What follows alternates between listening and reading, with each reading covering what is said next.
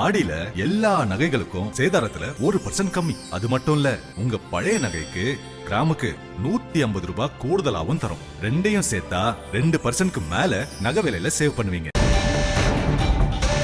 முல்லை பெரியாறு அணையிலிருந்து தமிழக பாசனத்திற்காக தண்ணீர் திறக்கப்பட்டிருக்கிறது. அண்மை செய்தியை பார்க்கிறோம். தமிழக பாசனம் குடிநீர் தேவைக்காக 350 கன அடி நீர் திறக்கப்பட்டிருக்கிறது. அண்மை செய்தி.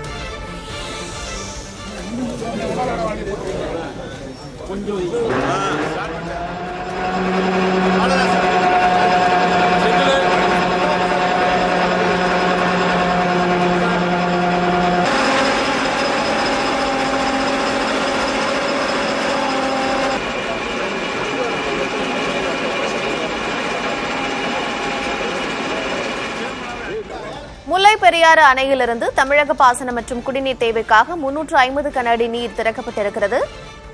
அண்மை செய்தியை பார்த்து வருகிறோம்.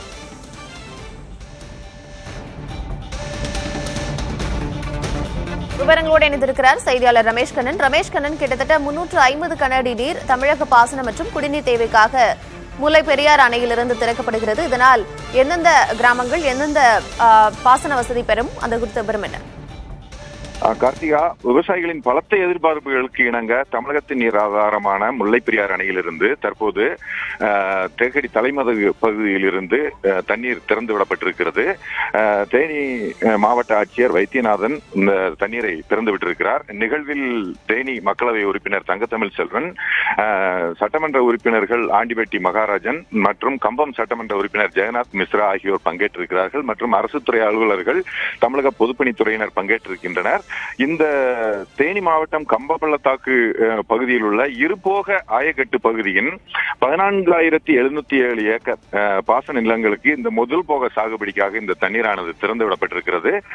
பாசனத்திற்காக வினாடிக்கு 200 கன அடி வீதம் 120 நாட்களுக்கும், மதுரை குடிநீர் தேவைக்காக, மதுரை மாநகராட்சியின் குடிநீர் தேவைக்காக 150 கன அடி என வினாடிக்கு 350 கன அடி தண்ணீர் முல்லை பெரியாறு அணையிலிருந்து திறந்து விடப்பட்டிருக்கிறது. இந்த தண்ணீரானது சுரங்கம் வழியாக கும்ளி மலையில் உள்ள இரைச்சல் பாலம் வழியாக தமிழகத்திற்கு சென்று கொண்டிருக்கிறது.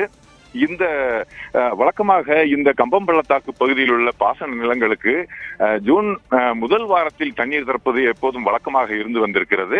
ஆனால் இந்த ஆண்டு ஜூன் மாதத்தில் பெய்ய வேண்டிய தென்மேற்கு பருவமழையானது 2 மாதம் கழித்து, அதாவது 2 மாதங்கள் பருவமழை இல்லாமல் முல்லைப்பெரியாறு அணை நீர்மட்டம் 112 அடிக்கும் கீழேயே இருந்தது. 120 அடிக்கு மேல் நீர்மட்டம் உயர்ந்தால் மட்டுமே தமிழக பாசனத்திற்கு தண்ணீர் திறக்கப்படும் சூழல் இருந்த நிலையில் கடந்த வாரம் இடுக்கியின் மேற்கு தொடர்ச்சி மலை பகுதிகளில் தென்மேற்கு பருவமழையானது படு தீவிரமடைந்து ஒரே வாரத்தில் அணை நீர்மட்டம் 10 அடி உயர்ந்து 120 அடியை தாண்டி இருக்கிறது. இன்று காலை நிலவரப்படி அணை நீர்மட்டம் 122 அடியை தாண்டி 22 அடியை நெருங்கி கொண்டிருக்கிறது.